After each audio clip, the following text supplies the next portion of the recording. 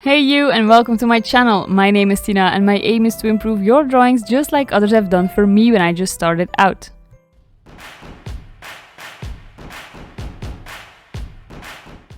So today I'll be covering how to draw a lion, well at least part of a lion, because to keep it in the Christmas spirit I have made him a little more Christmassy. That means in today's video you'll not only get to see some lion fur, you'll also see a Santa's hat as well as a Santa's beard. I've already started by adding in some red. I'm using a soft pastel from Unison for this, but you can do this with whichever brand you like, be it a pastel pencil, pan pastel or a soft pastel. The choice is yours. After this I just blend it out with my soft tool. Next I'm adding some white for the hat. Same like with the red, you just put on a layer and blend this out. In the little pom-pom I blended some off-white with white to make it a different shade of white. And like always I'm using my finger to press the pastel down some more into the paper. In a way, your paper is made up of hills and valleys, so by pushing your pastel into these valleys, you make room for more pastel. Now for the details of his hat, all you need is darker shades of red to create your shadows, so I took some burgundy to add these. After which you can take black to make some of these parts even darker. Next I'm taking a lighter shade of red to add the highlights, and let the grooves of the hat show through. After you add those in, we're just using the same color to add some of the texture in. This didn't show on the reference picture itself, but I wanted to give it some more detail. Then just take a step back to see whether you need to adjust your contrast, so I decided to darken up my shadow some more. Starting on the white, I'm taking out a warm grey color, a light one. And in the same way that I normally do fur, I add stripes. This helps represent the way the fabric is structured. But as you can see, when you just push this into the paper, it becomes very subtle. You'll do this for the entire area, and you also should overlap some of the red part. Then I'm switching to a black to add these marks in the right corner. This will help shape the shadowed areas. And for our final layer I'm using my white. Like the grey layer, we're also going to cover the entire area.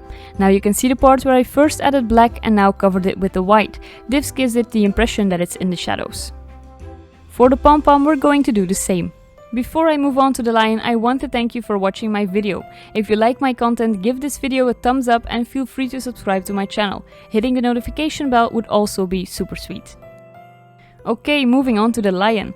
I first start with the eyes, although I have to say I do this mostly to make my progress pictures look more interesting. If you're just starting out, it could be easier to just work from left to right, because this is the way your hand has less chance of smudging the pastel that's already on the paper.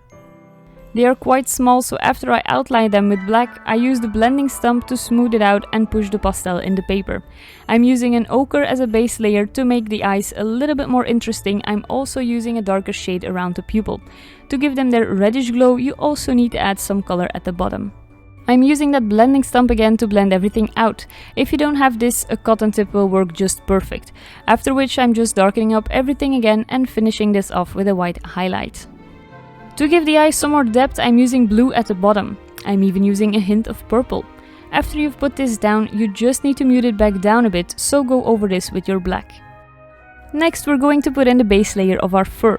For this I'm using different shades of ochre and brown. I'm looking where the darker and lighter areas are to put this down. I'm also going to blend this out with the blending stump.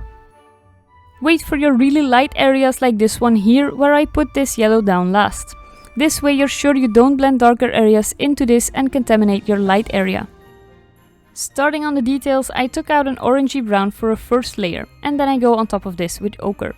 Make sure that you are following the fur of the lion. I know that the lion has shorter fur, but even in a short fur you have a direction in which the fur is growing. To create realistic art, you don't need to put in every hair exactly in the same spot you see on your reference picture, but you do need to have this general direction down. By now I've already did a large portion with the ochre and I switched to a grey color, because we want to mute it back down a bit. For the area underneath the eye you can even go lighter than the ochre. So add that in, and then I switch to a warm brown. With this one you'll also cover a lot of the lion's fur. Around the eye we're going to add in small strokes, same for the bridge of the nose. As we move higher on the head you need to adjust your strokes and make them larger. This also applies to the bottom side. Make sure that when you add the first layers you keep a light hand. This way you can add a lot of layers on your paper, especially on pastel matte, the paper I'm using. Actually, if you've seen some of my other videos, you'll know that I always work on pastel matte paper. That's how much I love it. I've also done a video on different papers for pastels, so if you want to check that out, I'll put a link in the description and hopefully make it appear on your screen. Then I'm switching this back to ivory. Fur is a very repetitive process where you keep playing with layers of dark and lighter fur until you get the result you desire. This can seem really bright, but as soon as I press this down into my paper, I'm also muting this back down a bit and taking that sharpness away. And so we keep building the fur. Look at your reference picture for the colors you see. Are they warm colors? Are they more muted or dark? And now keep building your fur with some of these colors. In the middle, I even go over this with black to darken it up, and I'm also going over the fur. Don't be afraid to use black to add in a few hairs to darken up the overall feel of your fur. I'm finishing this up with some more colors, and for now I'm happy with how it looks. I say for now because as your drawings evolve, you might find that you want to adjust some of your colors. Before I move on to the next part. A wildlife artist yourself? To get 4 reference pictures like these every month, just sign up for my monthly newsletter through the link in the description. For the center part, I'm first blocking in some colors. For the cracks in the skin where he has scar tissue, I'm using black as a base layer.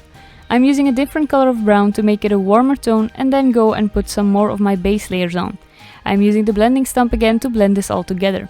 After this, I'm going to keep adding layers to create the fur. Now, this is mostly a repeat of what you've seen already, so I'm going to skip to the next part, the nose. But before I do that, let me just show you a close-up of this scar tissue. This seems way more difficult than it is. I'm just laying down the layer of fur besides it, and over the black where the scar tissue is, I'm adding black strokes like it's fur. The next step is to have your fur next to it overlap this black again. And there you go, it's that easy. I started by outlining the nose with black. You don't have to use a light hand for this. Then I'm filling up the nose with the first layer of a pinkish tone, followed by purple and blue. Of course, after this we're blending this again. Note how it's important to blend from the inside to the outside to keep the center a little bit lighter. After this I'm adding some dots and lines in there. And at the top part I'm adding some more fur strokes for a smoother transition. Then I'm taking out the dark brown to add these dots where the whiskers will come from. You're making a line but shaped out of dots instead of a clean crisp line. Then I went ahead and blocked in my underlayer. Now normally you first lay down your color and then go on top of that for your details, but here I had to change it up a bit. Had I first done the underlayer, I wouldn't have been able to see where I needed to place that whisker line. Then repeating that same process again. Just remember to use lighter shades according to your reference picture and the colors of the lion. For example, directly underneath the nose you can use a lot of white. I even used a hint of very light blue and grey to give it a little bit more depth. For the mouth I'm using a black and then go over it with a very dark blue and a lighter blue. Then below this I'm using 2 shades of grey. After I used black to shape the lips some more, I'm taking a cold light grey to go over its chin. For the top parts, this can be a dark blue, but I'm tapping it with my finger to mute it back down a bit. Before I finish his chin, I'm first going to put in his mane.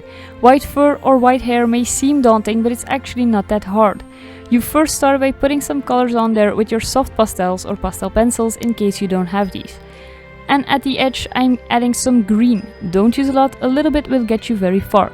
You want to do this to give it some more depth. Just like in real life where different colors bounce off of objects, here you get a green glow from the background.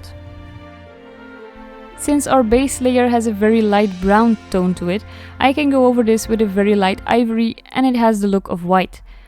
These are quite big wavy strands of hair, so I can still do this with my soft pastel.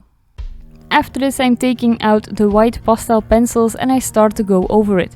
Very important is to add these hairs that overlap the background. And for the rest I'm just adding some more white to the lightest areas in the mane already, emphasizing these clumps of hair some more. And that's it. Now just finish the chin of the lion. I waited to put this in to make it easier on me when I did the mane. It's okay if some hairs on the chin overlap the mane, but you didn't want to do this the other way around, as the chin sticks out of the mane and is therefore on top of the mane. And now all that is left to do is to go over your drawing one more time and adjust some of your shadows and highlights, and there you have it, one grumpy looking Christmas lion. I hope you liked this video. If you did, give it a thumbs up and make sure to subscribe to my channel. I really appreciate your support. as it helps to grow my channel and reach other people like yourself. Hope to see you again next Friday, and in the meantime, have a great week.